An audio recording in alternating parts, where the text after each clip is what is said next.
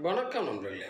குழந்தையின் தொப்புள் கொடியும் சரடு கட்டுவதும் அப்படிங்கிற ஒரு பழக்கம் அந்த காலத்தில் இருந்தது.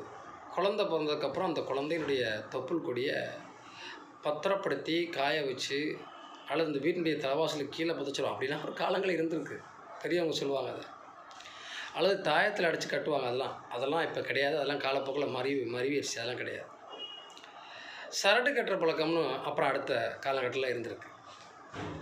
இது என்ன செய்வாங்கன்னா, பஞ்சலோகத்தான முத்துக்களை கோர்த்து ஒரு நல்ல நாள் பார்த்து 21 நாள்லையோ அல்லது 30 சென்டோ வீட்டில் தலவாழை இலை போட்டு சாமி படத்துக்கு முன்னாடி குத்து விளக்கு ஏற்றி தாய்மாமனோ, அப்போல்லாம் தாய்மாமனுக்கு ஒரு முக்கியத்துவம் இருந்தது. மடியில் வச்சு அந்த அரஞ்சான் கயிறுன்போம், அரணாக்கயிறு சொல்லுவாங்க இல்லையா, அது வெள்ளியினால், அது ஏதோ உலோகத்தினால் செஞ்சதை அந்த குழந்தைக்கு அனுபவிப்பாங்க.